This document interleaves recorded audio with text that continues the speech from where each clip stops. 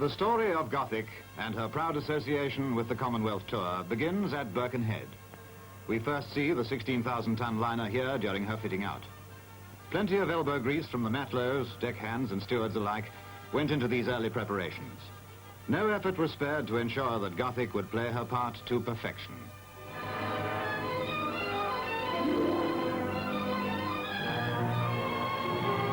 Here is Vice Admiral Abel Smith, Flag Officer, Royal Yachts, with the ship's commander, Captain Aitchison. Below decks, everything was made ready down to the smallest detail. This desk in the Duke's day cabin once belonged to Queen Victoria. The accent was upon comfort, and the furnishings were a pleasing blend of the old and the new. Indeed, many pieces had come from the former Royal Yacht Victoria and Albert. Flowers were a feature throughout the royal apartments.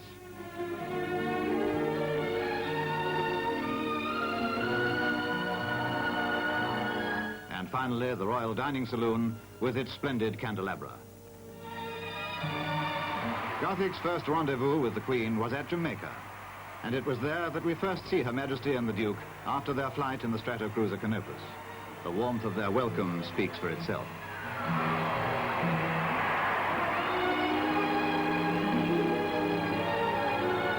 After bidding farewell, the royal barge put out to Gothic, lying off Port Royal.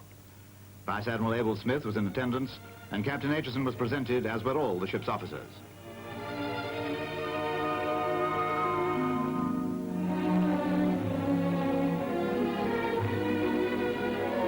After a last glimpse at the harbour, Gothic steamed out into the Caribbean, en route for the Panama Canal. At Cristobal, the entrance to the canal, the Queen and the Duke went ashore. Later, Her Majesty took a hand in operating the controls which worked the lock system. She assisted while an American ship named Junior went through. It was obviously an unusual occasion for any sovereign.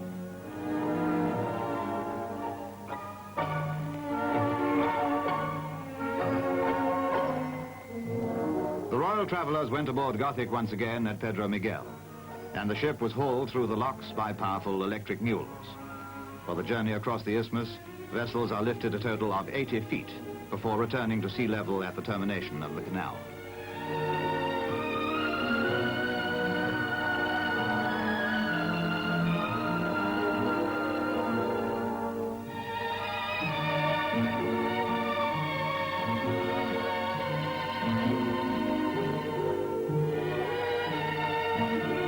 The route now lay towards the South Seas, to Fiji and Tonga.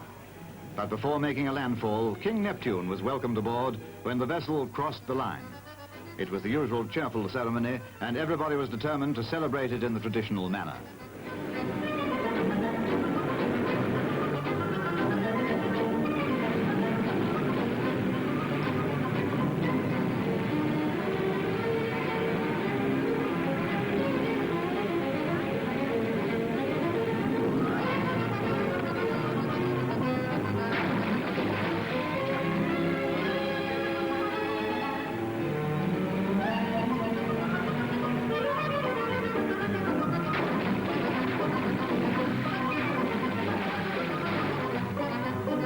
Without a doubt, the Queen, who watched it all, and the Duke, who took a leading part, enjoyed the occasion as much as anyone.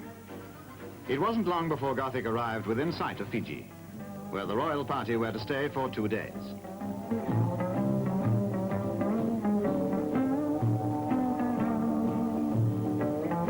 The party of Fijian chiefs went aboard to perform the traditional ceremony of inviting the royal visitors to land.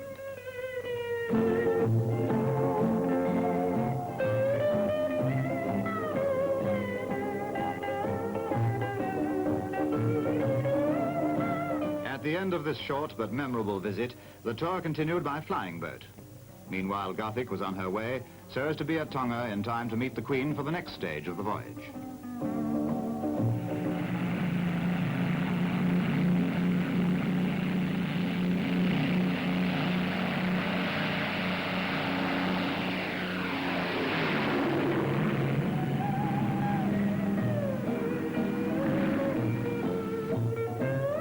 The visit to Tonga must have been something quite new in Her Majesty's experience. Indeed, everybody was overawed with the hospitality.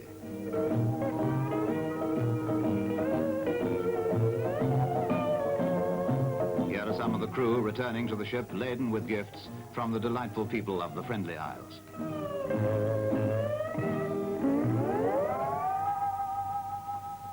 Leaving Tonga behind, course was set for New Zealand. The weather was squally as Gothic approached Auckland, but nothing could spoil such a momentous occasion.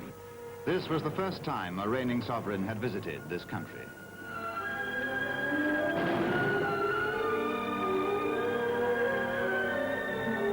Auckland had a wonderful welcome for Her Majesty and the Duke. The Maoris were already dancing their greeting. Stepping ashore, the Queen and His Royal Highness received an official welcome from the Governor-General, Sir Willoughby and Lady Norrie, and from the Prime Minister and Mrs. Holland.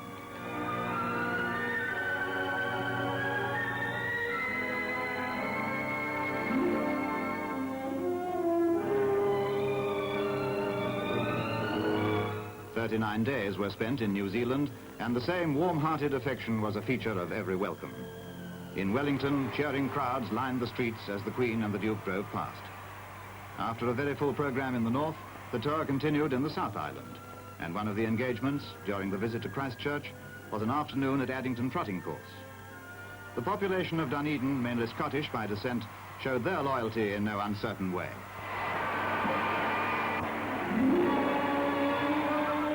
During the New Zealand tour, Gothic had sailed round to Bluff in readiness for the royal departure. Official farewells were exchanged with Mrs. Holland and the Premier. Then, after a last goodbye from the Governor-General and his wife, the Queen and the Duke went aboard.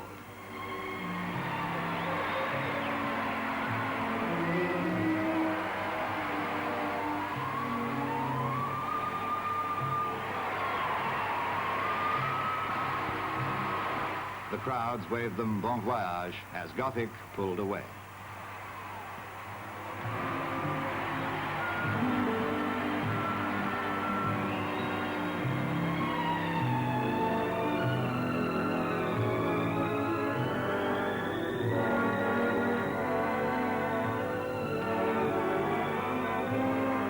Before actually leaving New Zealand, Gothic put in to Milford Sound.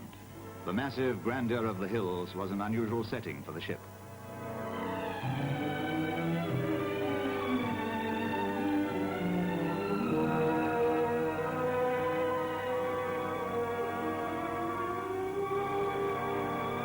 On the way to Sydney, Gothic was escorted by the New Zealand cruiser Black Prince.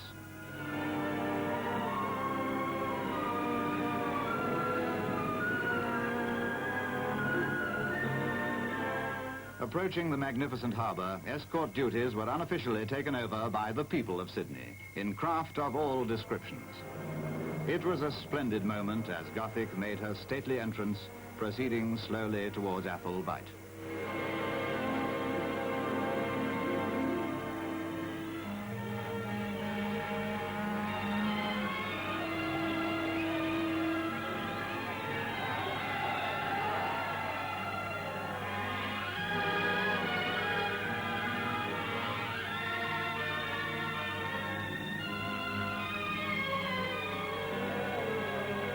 After Gothic had anchored, the Queen and her husband left the ship to finish the journey by launch. The royal travellers set foot on Farm Cove, the very place where Captain Phillip landed 166 years ago. Among those on the quayside were the Governor-General, Field Marshal Sir William and Lady Slim, and the Prime Minister with Dame Patty. An interlude from official duties was a visit to the Great Barrier Reef. Some of the party are seen going ashore to sample the many different varieties of shellfish.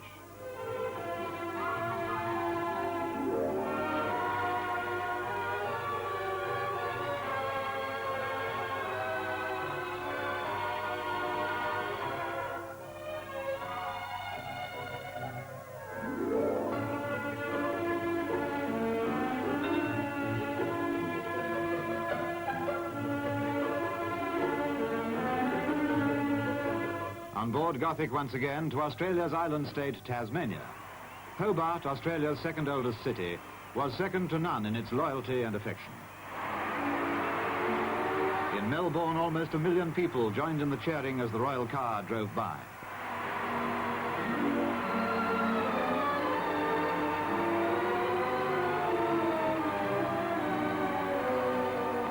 The Queen and the Duke said goodbye to Australia when they boarded Gothic at Fremantle.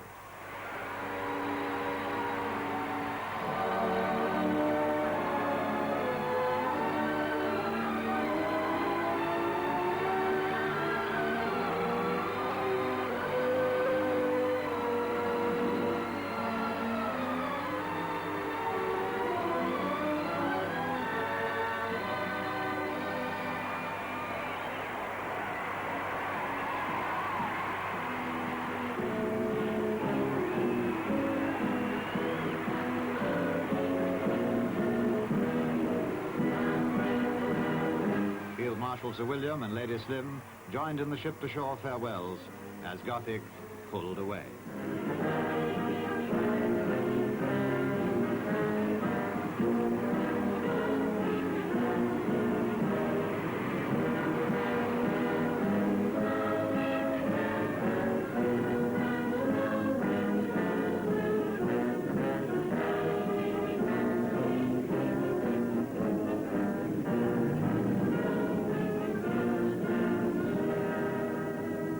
There was plenty of opportunity during the voyage to the Cocos Islands to take it easy and try one's hand at some of the deck sports. Deck golf was a favorite.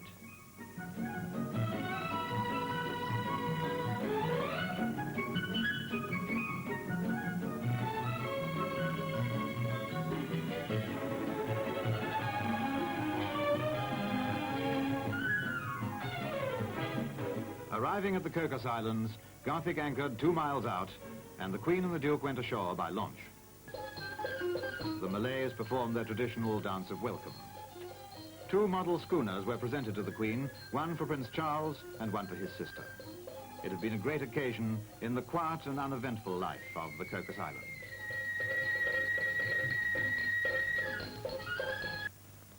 And now the long trip home via Colombo and Aden. And plenty of time to relax after a strenuous program.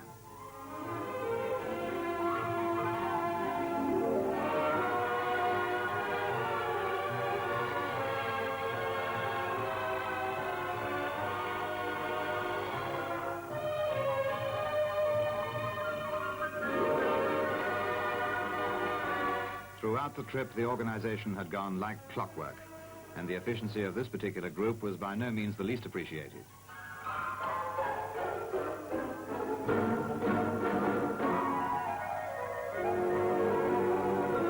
Before the royal party left the ship at Aden, group photographs were taken as a record of the tour. Captain Aitchison later received the honor of Knight Commander of the Victorian Order, while other members of the ship's crew were also given orders and decorations in recognition of their services during an historic voyage.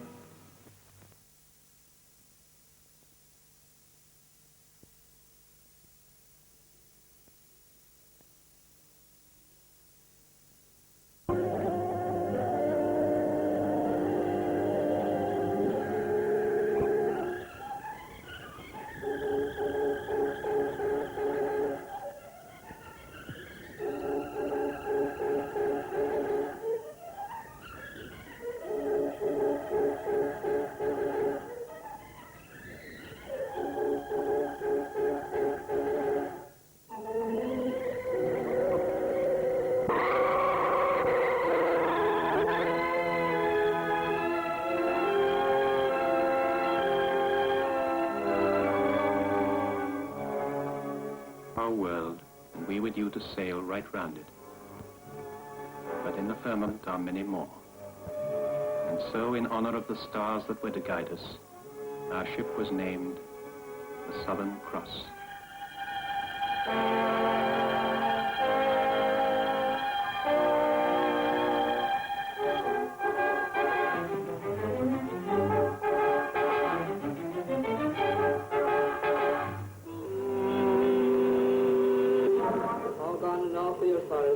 Hold on, all clear out. Slow ahead, port, slow stern starboard. Slow ahead, port, slow stern starboard. Slow ahead, port, slow stern starboard.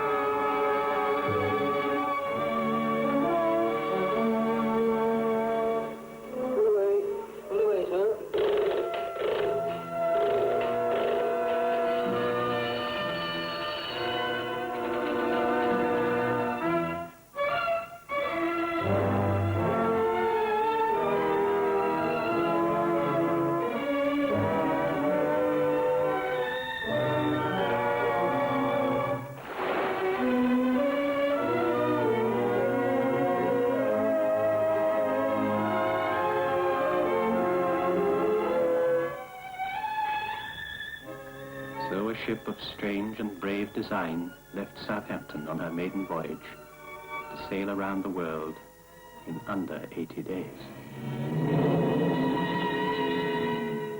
And soon the indications were she would receive her second baptism, this time by rain and wind and sea, her natural element. The Atlantic was marshalling its forces.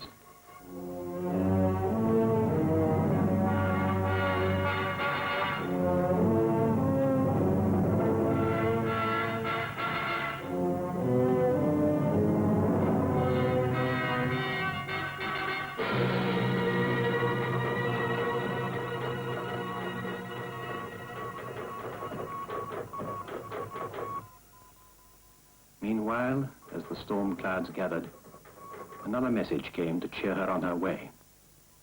A message from a royal lady whom once Sir David Aitchison had taken round the world in a ship all nations learned to know, the Gothic. On that occasion, a promise had been made and faithfully discharged not so many months before this moment, in Belfast, on another day of storm and cloud.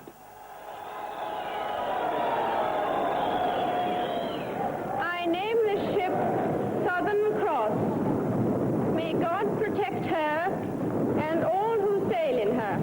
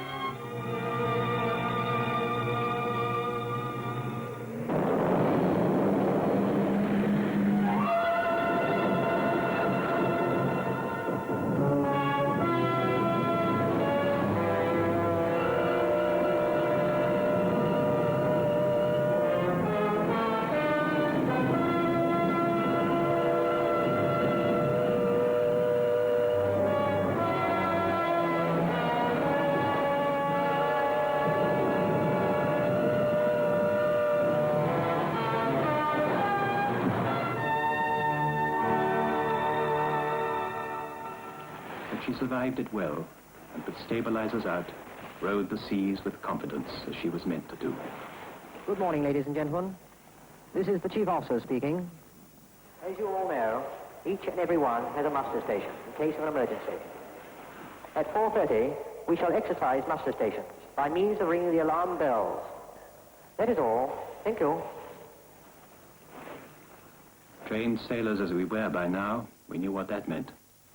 For we, like the ship, were settling down, becoming a community afloat, a world complete within itself. 9 days out and well on schedule, engines proving themselves with every revolution, thrusting along at 20 knots, a floating home of 20,000 tons. Onwards now towards the west and through the Caribbean.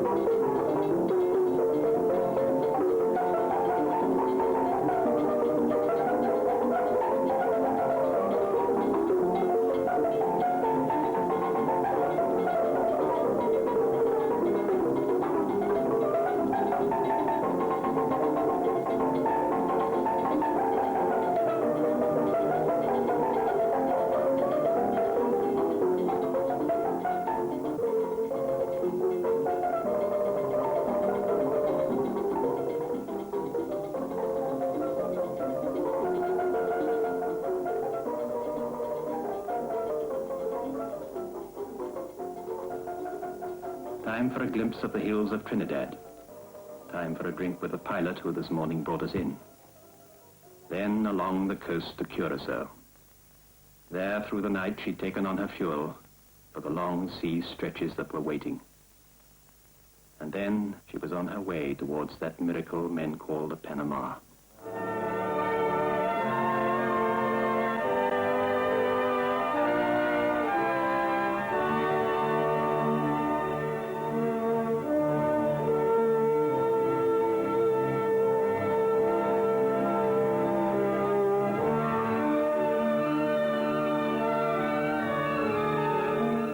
Across Gatun Lake and through the locks that make this wondrous waterway, a dream that men had held through many centuries, but deemed impossible. The dream had never died, but men did, in their thousands at the first attempt to make it true, of dysentery and heat and yellow fever. Then, some 50 years ago, they did it.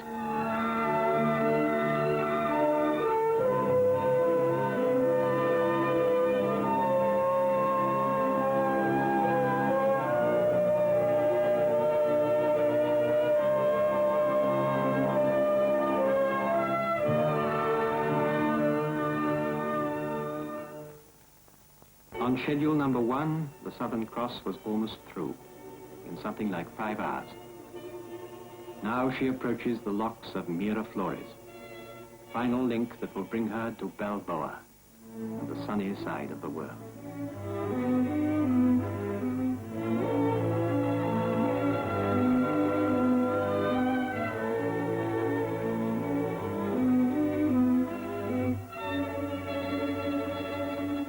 Dropped more than 50 feet in a matter of minutes, she is free to leave. For her, as for all ships who pass this way, 2 oceans have been joined.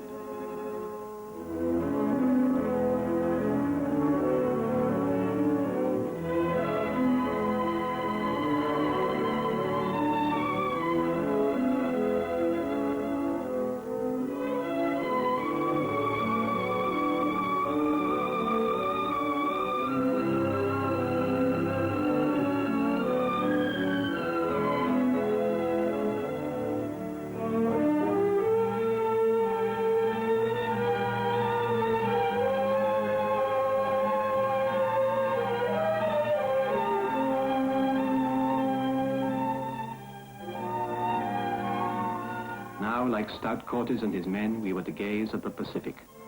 And there, under blazing skies, there was indeed much to look upon.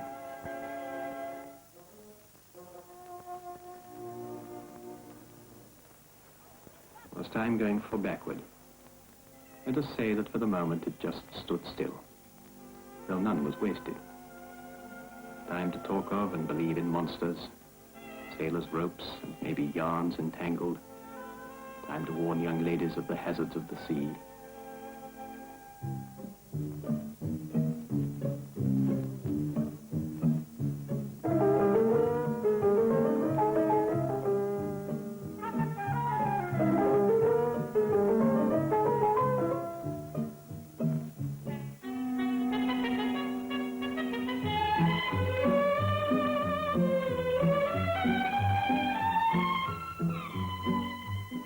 Amongst our passengers, there were men long seasoned, who had seen it all before, and preferred the consolation of their kind.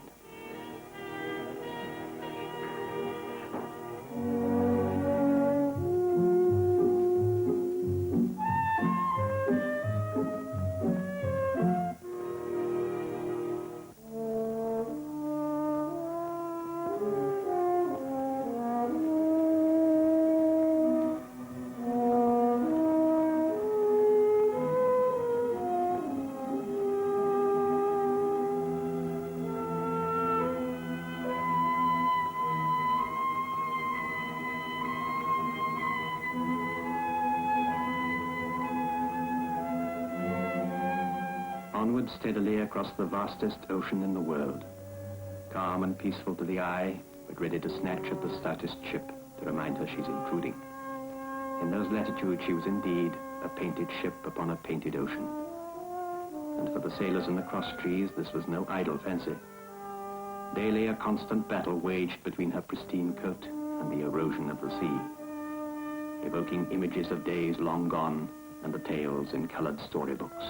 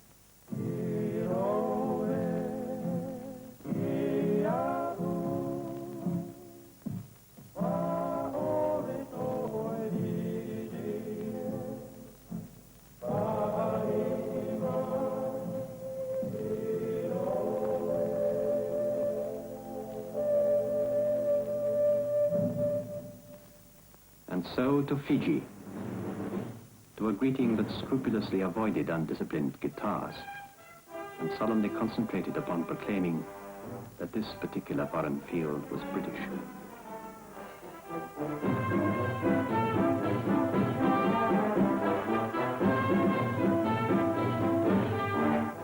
A visit all too brief. A little shopping in the market, a little bargaining. But soon it was goodbye, not only to Fiji, but to all the South Seas. The ship and its schedule is remorseless, and already she was calling.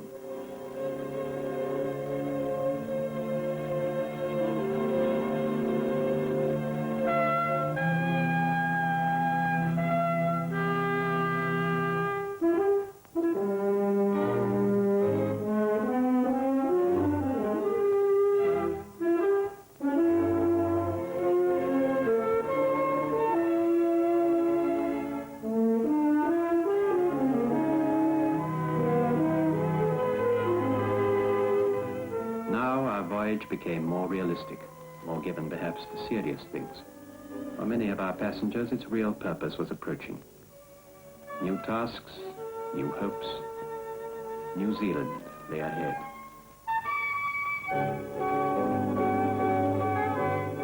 Leading 263, sir. 263, all right.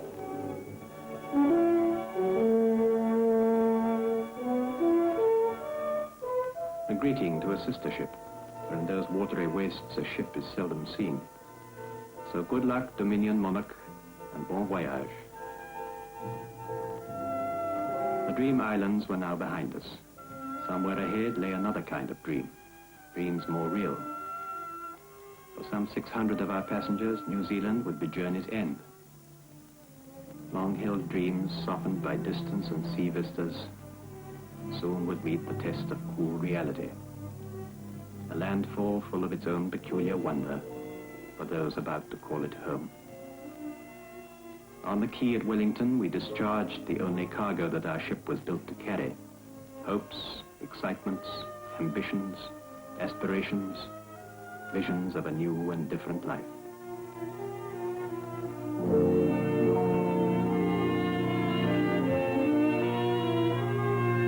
One such cargo discharged and another taken aboard. On the second day, the Southern Cross was ready to be off once more, renewing links and breaking links, links that bind the heart like steel for those concerned, though symbolized by paper.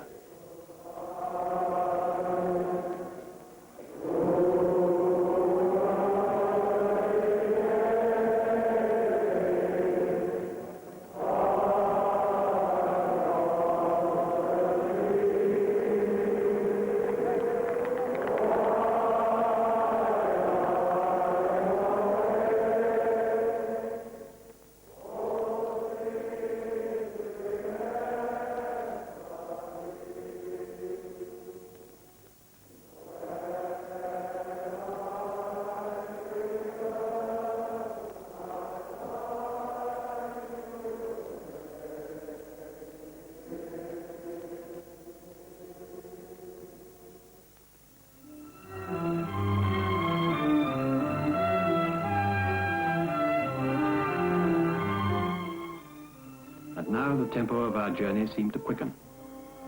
For many still aboard, home lay waiting but a few days away across the Tasman Sea.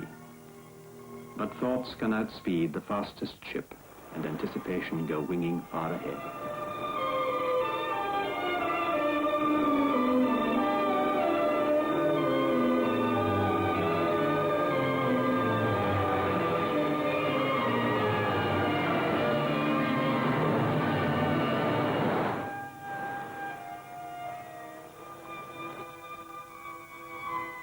Young Australia, after maybe 2 years' absence, was eager to be home.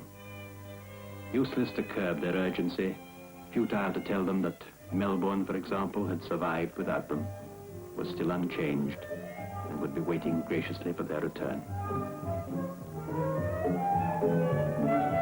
They would not tolerate such simple consolation, would not believe you until one morning there came in sight what they'd long been waiting for.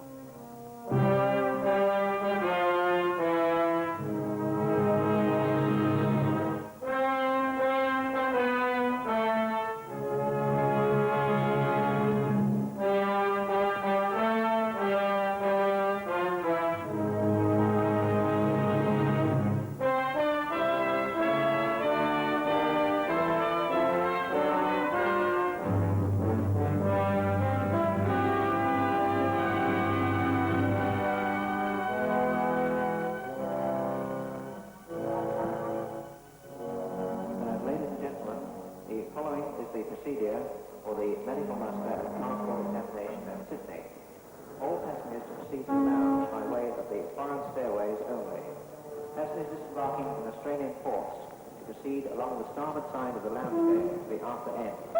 Passengers, before reaching the dockers, must have their forearms and foreheads clear of clothing, families keeping together. They must have with them their passports and the green quarantine landing card. Whether it be London, Panama, Tahiti, or New Zealand, each man will cross the world to see the spot that's nearest to his heart, to see once more his own backyard, even if the chickens are a little different.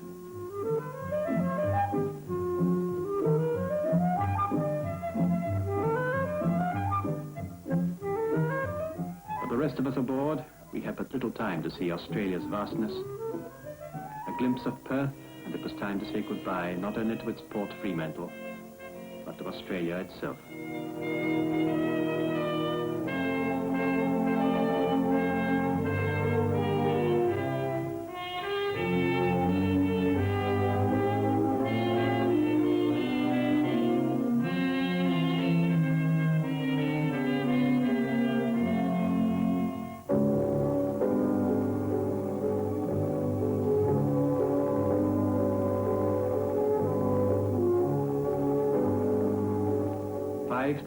Solitary miles of water once again before us. Across the Indian Ocean, round the lower reaches of the globe, on a little used route to Durban. And day after day, the faithful albatross followed in our wake.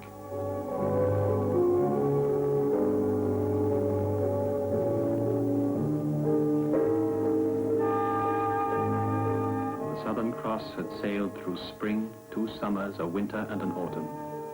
And now, indeed, with Masefield, she could say, I made across great waters like a queen, I whom so many wisdoms helped to make. By me my wandering tenants shake the hands and know the thoughts of men in other lands.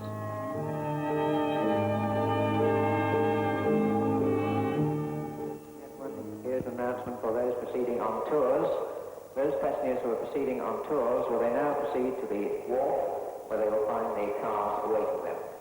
Thank you.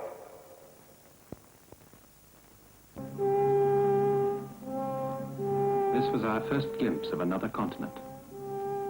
Summer once again and a sunlit day in Durban. Its genial elegance spread itself before us. For this is a gracious city. Of course, its famous rickshaw boys were waiting, and we were more than ready. A trip round the town, and if you felt more venturesome, a longer trip inland. A visit to the Valley of 1,000 Hills, just to say we'd heard the drums of Africa.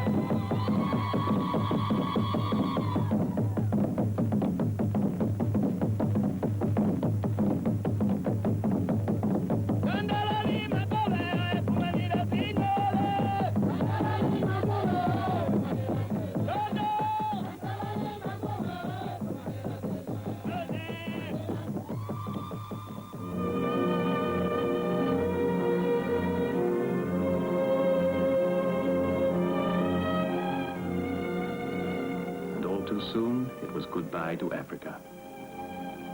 The Cape safely rounded, the call at Cape Town, and then Table Mountain with its tablecloth began to recede astern.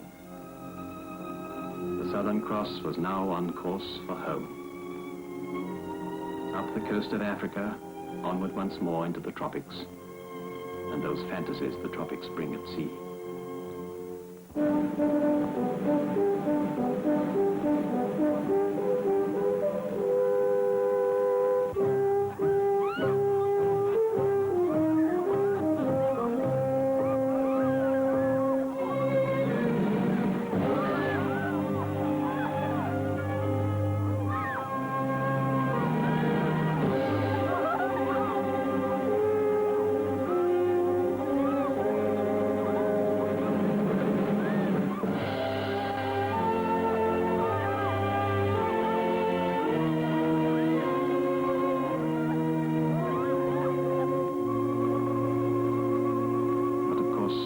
those who had seen it all before.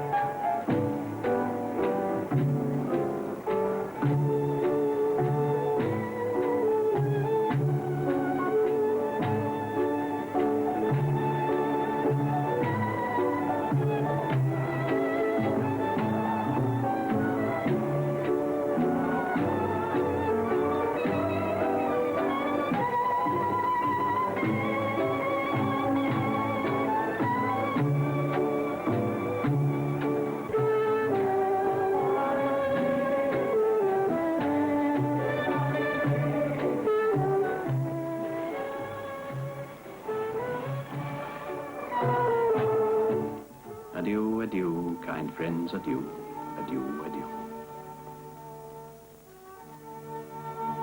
I can no longer stay with you, stay with you. And I'll hang my harp on the weeping willow tree. And may the world go well with thee. Launched by a queen and guided by the stars, the whole wide world was in her wake. And like most of us aboard, she was heading in the twilight for where she most would be.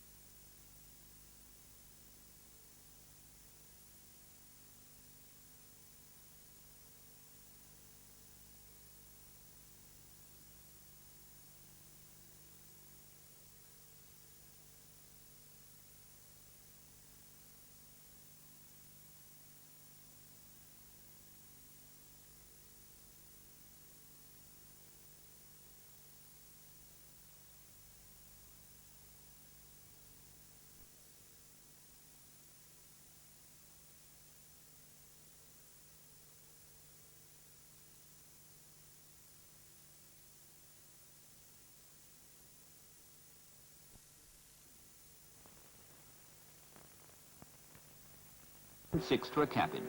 But now it's time to go.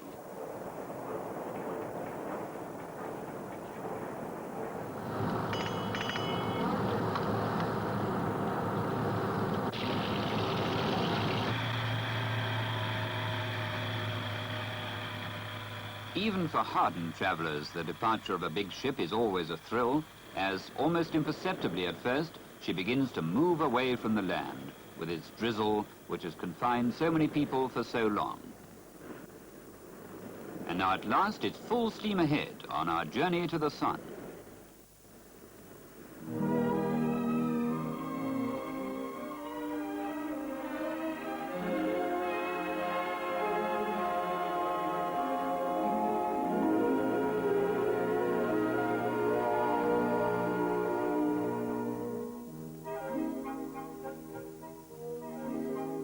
All over the ship, the crew are beginning the well-accustomed routine of the voyage.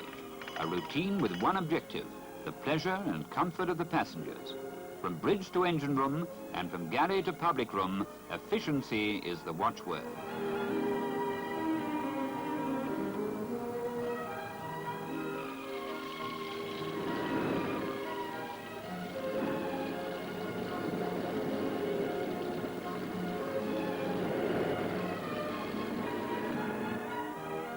For the holidaymakers themselves, the pleasures of cruising become immediately apparent.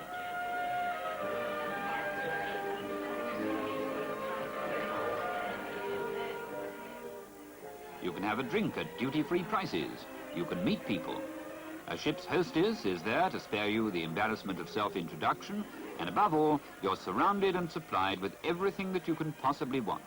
You can idle, you can play, you can be entertained, all for the basic inclusive fare.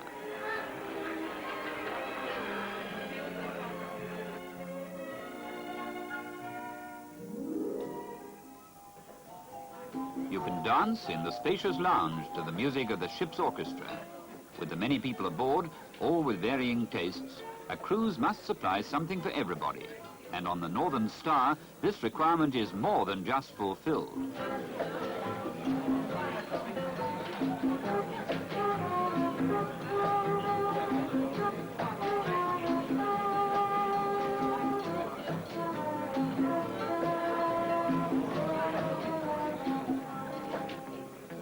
Of course, if you're a pop fan, you'll probably enjoy this sort of thing better, swinging with the salt tang of the sea in your nostrils. And the cruise has hardly started yet.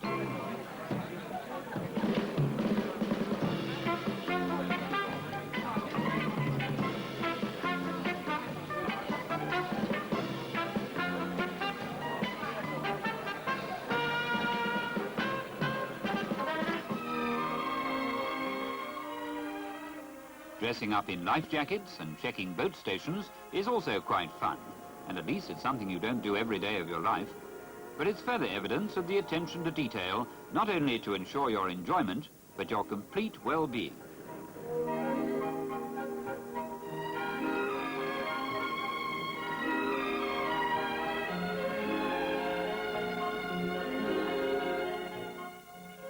For the youngsters, there is a fully equipped playroom and expert supervision.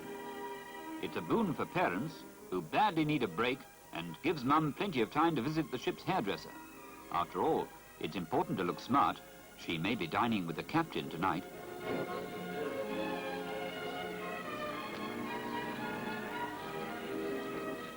Relax, relax, relax. That's the message that cruising brings. Now it's near to cocktail time. Tonight it's as a guest of the captain and his officers. And of course the chance to get to know some of the other passengers.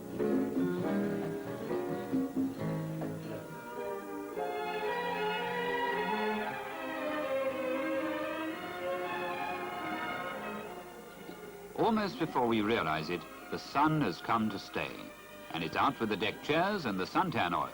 Must put some on before the unaccustomed rays produce their inevitable effect.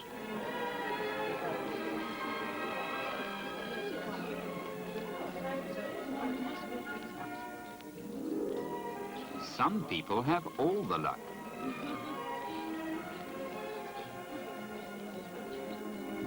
And who said cruising has nothing to offer?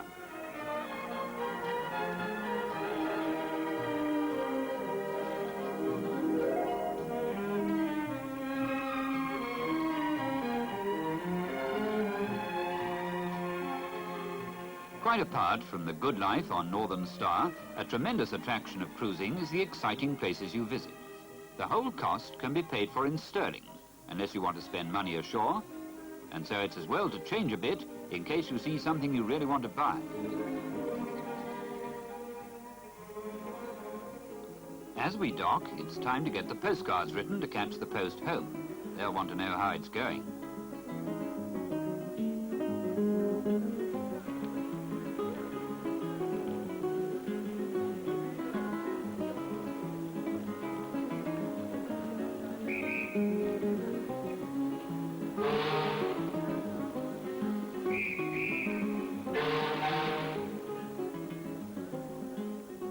Of course, if you want to, you can stay aboard and have the souvenirs brought to you.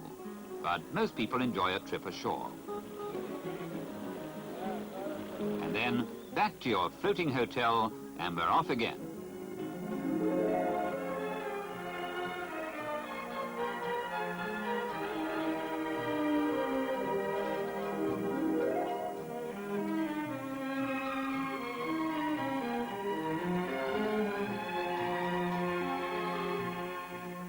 Everything aboard the Northern Star induces a feeling of rest. Even the seabirds seem to move with leisured ease. But with so much to write home about, where on earth do I start? But these are minor problems, easily solved or maybe postponed till later, for all the time in the world is yours. In the kitchens, the chefs are busy preparing the cold buffet for the evening's dinner. And if you don't like something there, well, perhaps the ship's doctor could diagnose your trouble.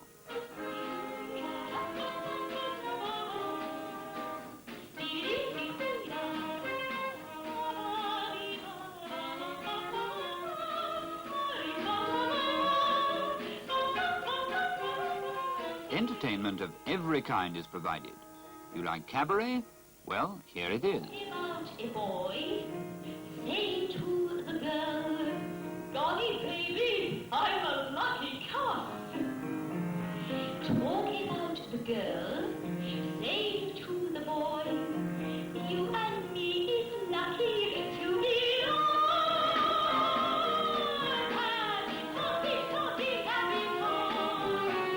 So nothing to lie to. You like to dance? There are plenty of partners. There's music and there's space. In warm subtropical nights, the open-air buffet supper is a feature. Ooh, it's so tempting. Yes, this is the holiday you've dreamed about all through those long, drizzly winter days. It's hard to remember what living without sun is like. Perhaps a swim? Well, the pool is just the place to cool off after a stretch in the sun.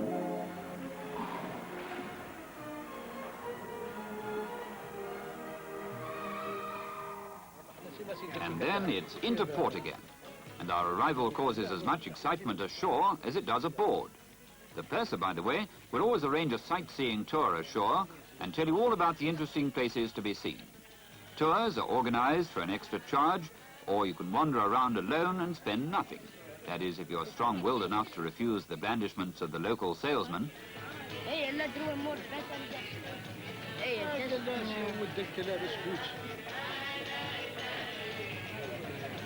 What colour you want? I'm more interested in the price than the colour. It's all new, it's all exciting, and there are so many new places to see, experience, and write home about. The biggest disadvantage of cruising is that when you get home, you run the risk of becoming a terrible bore to your friends just talking about it. But it's easy enough to overcome. Persuade them to go as well, and then you can just swap experiences.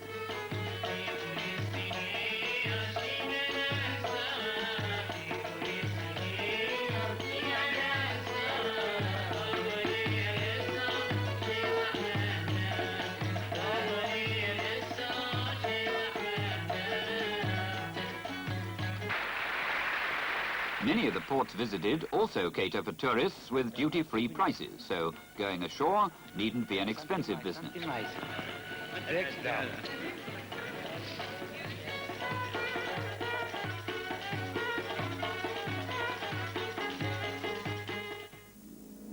Back on board again with the mind in a daze of unforgettable memories, and the Northern Star cruising gracefully on the calm waters. And for your entertainment tonight, special guest stars from all over the world. Oh no, sorry, it's the fancy dress competition. You can join in if you want to, watch if you want to, or attend any of the other entertainments which are going on at the same time. Everything is there if you want it. If you don't, nobody will try to make you. That's shore Savill cruising. Ah, a case of over-enthusiasm for cruising. And somebody else trying to curry favor with the captain. Meanwhile, there's another of those fabulous buffet suppers to be enjoyed. Come on, help yourself. It doesn't cost any more. The informality of a holiday afloat, especially on a one-class ship like this, is marvelous. You can wander where you like, talk to whom you like, without barriers and obstacles to friendship. And talking of friendships, quite a few are struck up on board, particularly when the band begins to play and the dancers trip the light fantastic. Meanwhile, the youngsters are on their own special shipboard beach. Yes, even sand is provided. What's a holiday without a bucket and spade? For harassed parents, this is truly the answer. A family holiday with a permanent babysitter. If you like an energetic holiday, again, it's all provided and all part of the price. There's plenty of room on the spacious sun-drenched decks. This is the pleasant way to go abroad with no tiresome currency restrictions.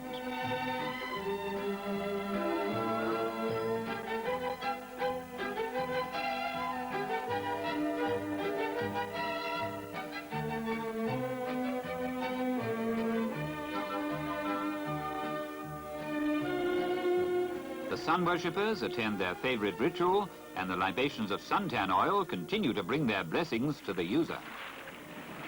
The splash and counter-splash of people at play mingles with happy voices. In true relaxation and full personal freedom lies the secret of a real holiday.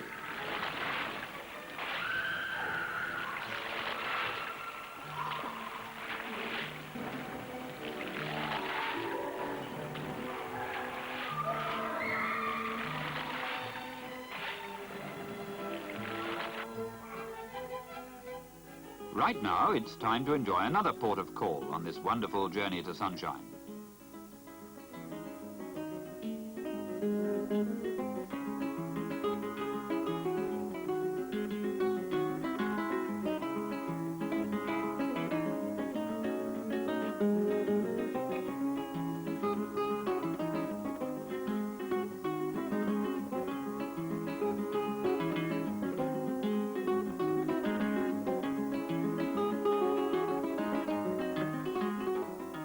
Here's an unusual way to get around. Take a picture, quick.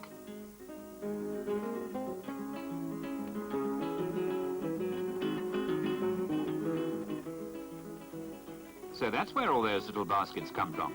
And the big ones too, by the looks of it.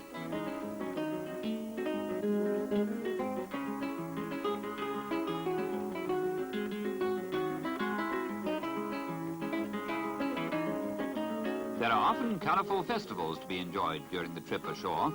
Take this wine-tasting fiesta, for example.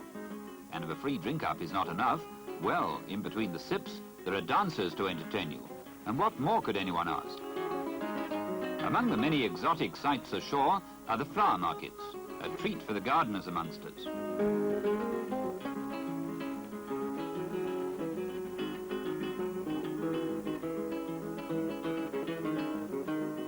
Down in the harbour, the Northern Star is lying, and we must return again to continue our voyaging in the sun.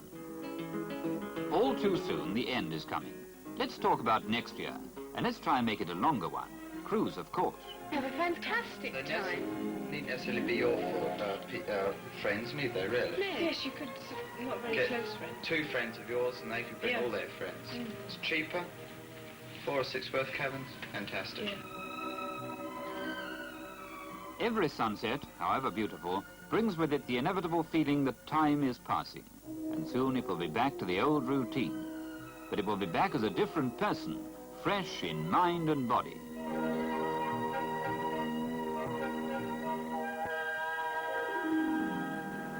Make friends. The final dinner is a curve. It's a time for toasting and making plans to meet again and come again. Away is a complete holiday for everyone of every age. And it's a journey into the sun.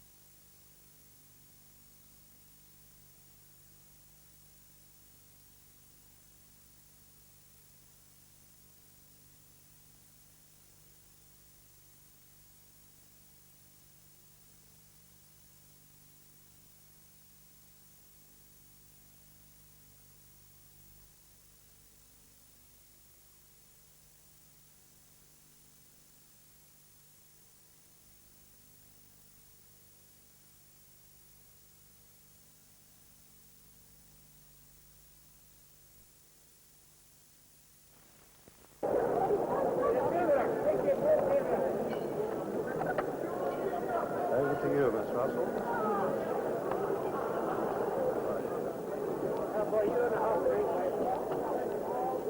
I name this ship Britannic. May God bless her and all who sail in her.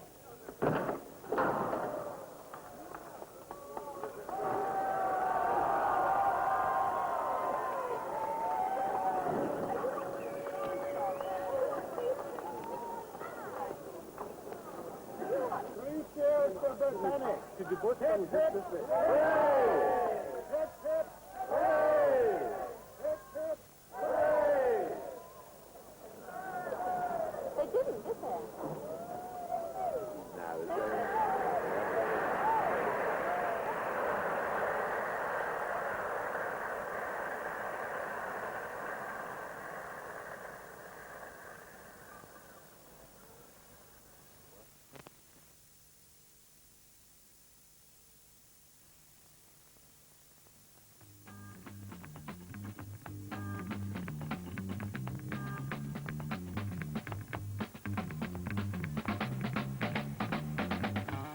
Life at sea.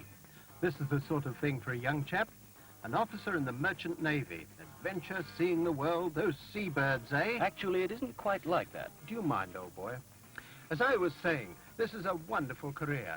Lots of fun. I really must point out that it isn't a bit like that. But everybody knows Merchant Navy, young officers. Yes, these are officers. Officers? Yes, officer cadets.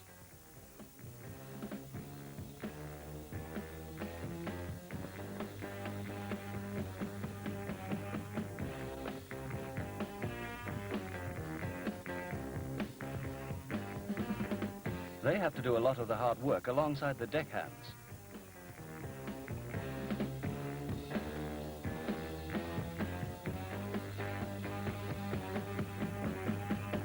Of course, they do other things as well, according to whether they're catering cadets, navigating cadets, or engineer cadets. And all the time they're being trained. But these chaps we've been seeing are deckhands. Some of them are. Actually, these are officer cadets. The bosun is teaching them how to grease and oil a block. Not glamorous, is it? No, it's not. But it's very useful. If they can't do the job, they can hardly supervise or efficiently teach it to other people. Well, I suppose not. So they learn to do all the dirty jobs.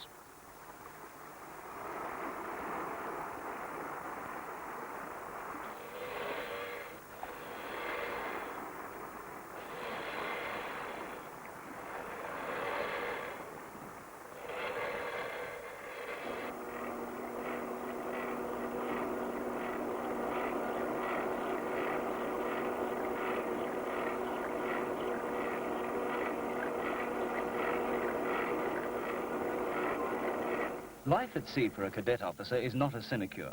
It's more of a challenge. It's hard work, but it's worth it to get into a profession that has good rewards, is very interesting, and is a real vocation.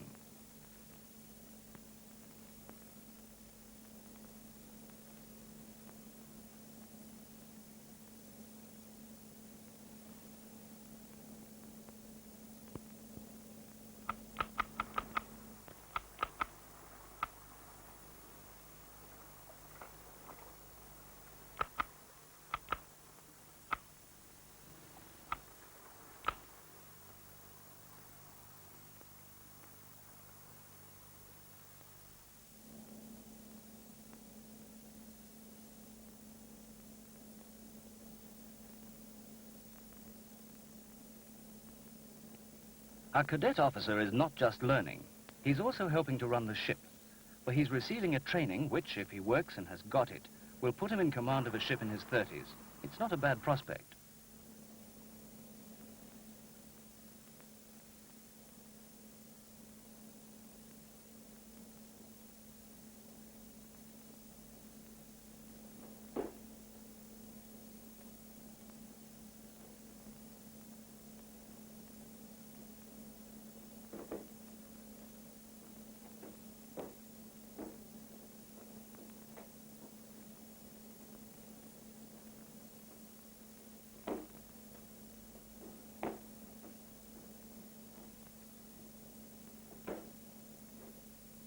A catering cadet is learning to be, eventually, a chief catering officer or purser.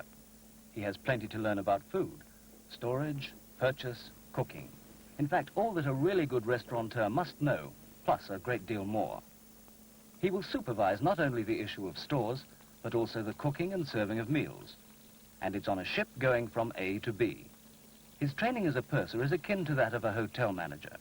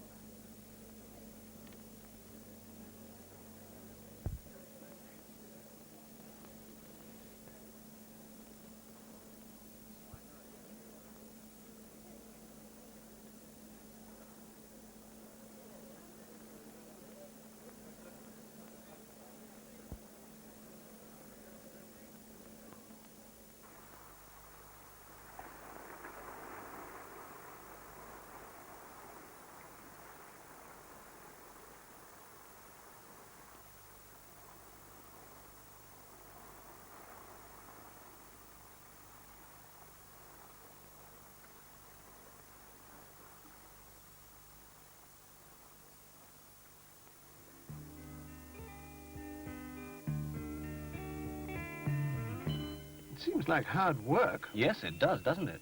In fact, it's very hard work, because you're not only learning, you're doing a job as a member of the ship's company. No birds. Oh, yes, there are birds. Funny. They must relax at times. Of course. There's a library on board, and officers have their own smoke room. After all, they may be weeks at sea between ports on the longer runs.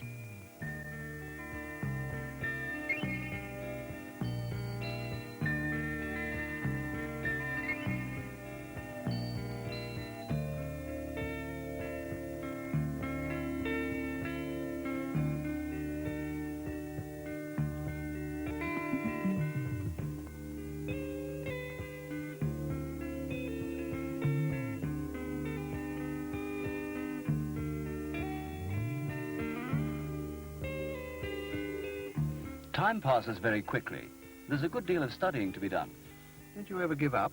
An engineer cadet is working to be, eventually, a chief engineer, and there are many chief engineers in their early 30s. There's a good chance of making it, provided... Don't tell me. Provided the cadet is prepared to work. That's right.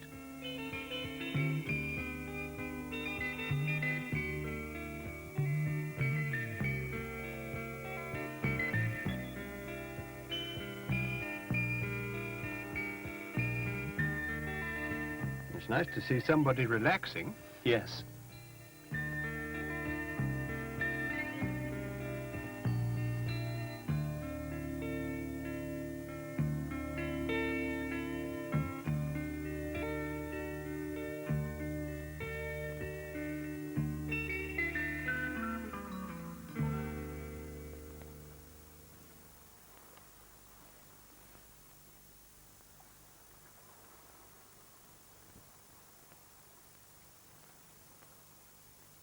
What are those chaps doing? They're servicing a lifeboat engine. This cadet is checking lifeboat stores.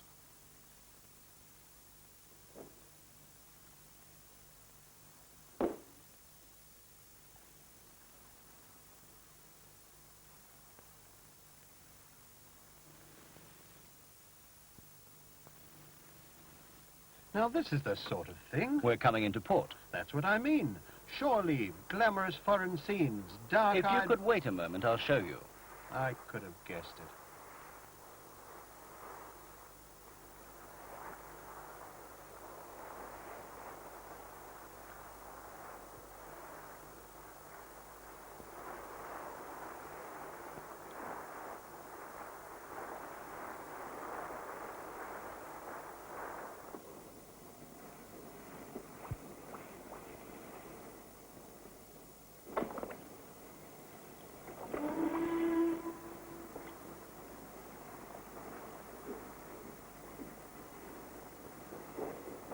When we make port, it's an opportunity to work on engines. Not so easy at sea. So in port, the engineers are often busy.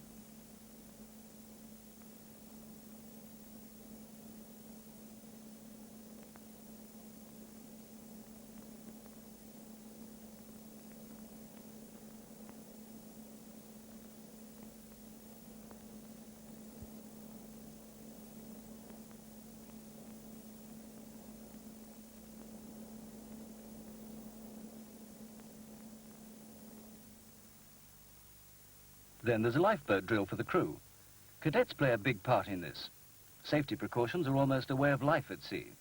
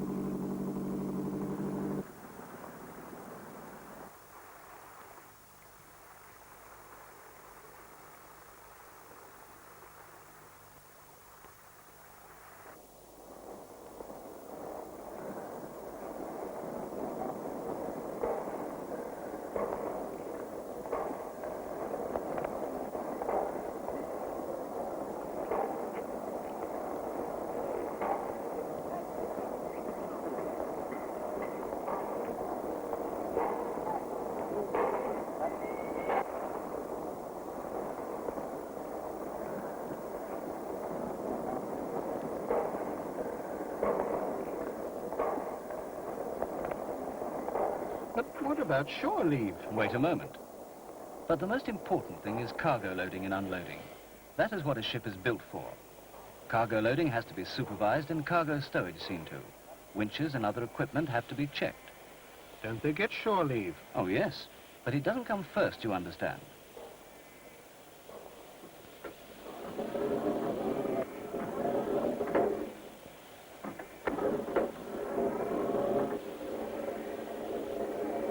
You know, I don't think I'd like this job. I don't think we'd want you. Well, that's nice. It's a tough job, and you've got to have the right attitude. Just because you're at sea, it doesn't mean that somebody is paying for you to see the world. You do, but that's incidental.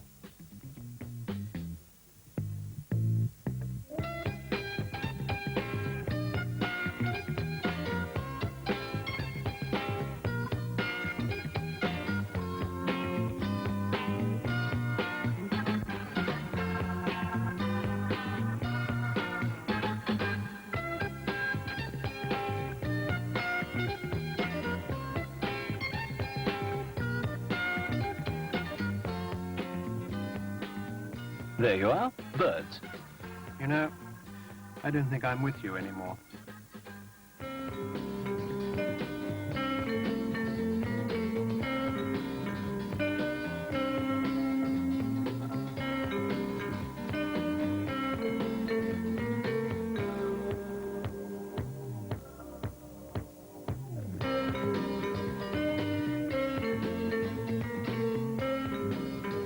Being at sea is a good job, and in fact you do see the world. But on the way you see a hell of a lot of sea. It's the job that's important, and what you make of it is up to you.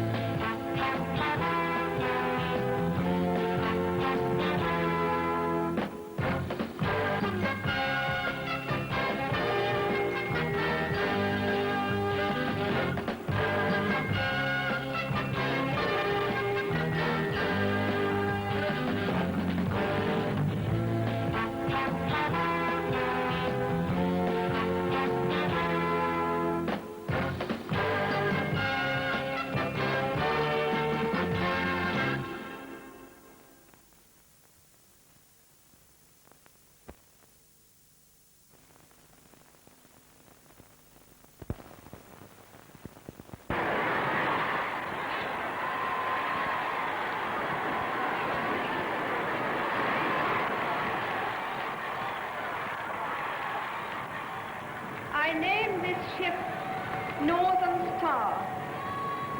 May God bless her and all who sail in her.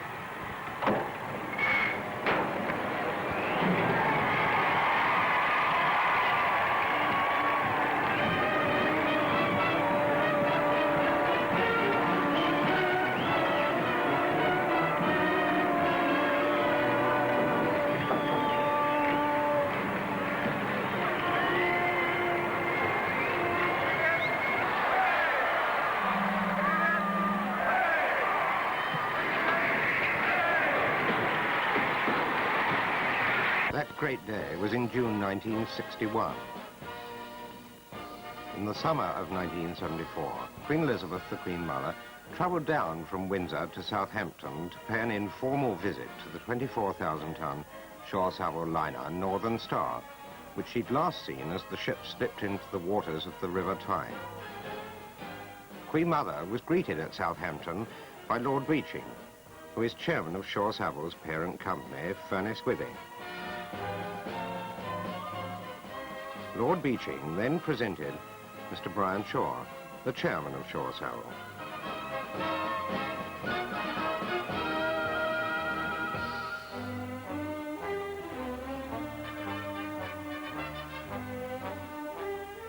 As she boarded Northern Star, Her Majesty was met by the ship's master, Captain Murison, who then presented a number of his senior officers, starting with Captain Dickie Dickinson. There'd been a hectic rush to get Northern Star ready for the Queen Mother's visit.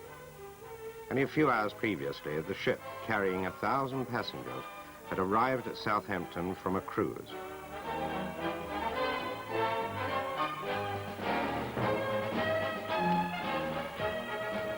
and so on along the line. The purser, a very important man on a ship carrying over 1,000 passengers.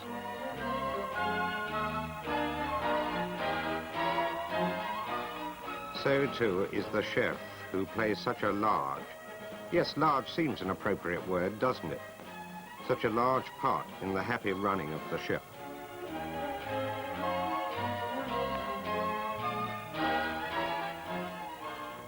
Escorted by Captain Murison, Queen Mother spent an hour touring the ship's main public rooms. The forward lounge,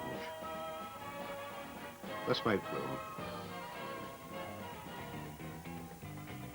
and then on to a brief excerpt from one of the now famous Shaw Savill spectacular stage shows. Teams of about 40 entertainers are carried on Shaw Savill passenger liners.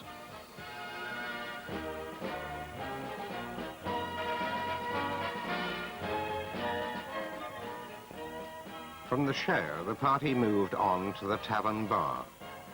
With a length of nearly 60 feet, this is one of the longest bars on any passenger ship, and it's certainly a focal point of life on board a Northern Star cruise.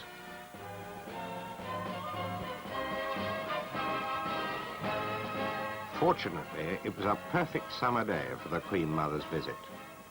A day so reminiscent of the many sun-drenched days Northern Star meets during her year-round cruising program.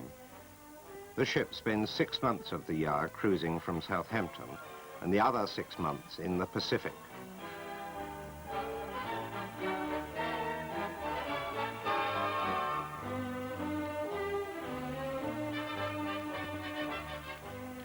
It's to the swimming pool that her passengers flock on those sun-filled, idyllic cruising days.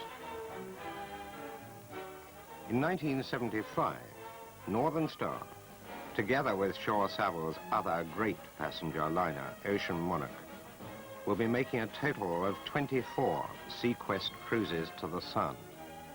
The vast games decks will be alive with activity as the ship cruises to the Mediterranean or to the islands off the coast of Africa.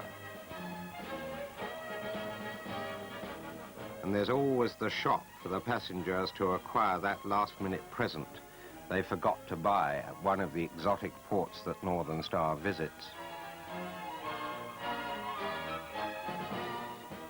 After lunching with the ship's officers, the Queen Mother returned to the ship's library, where she signed the visitor's book.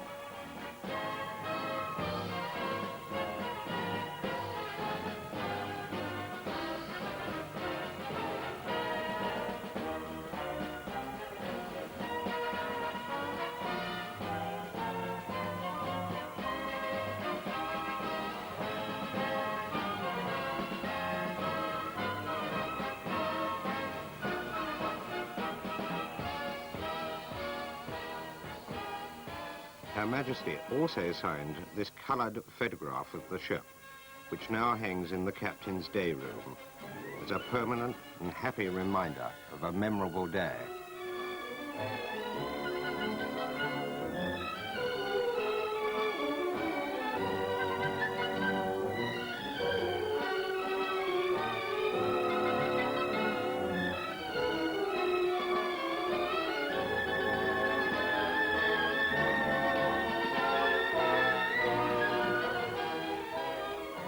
And so ended a visit, which will be long remembered by Northern Star, the great Shaw Savill liner, which the Queen Mother launched.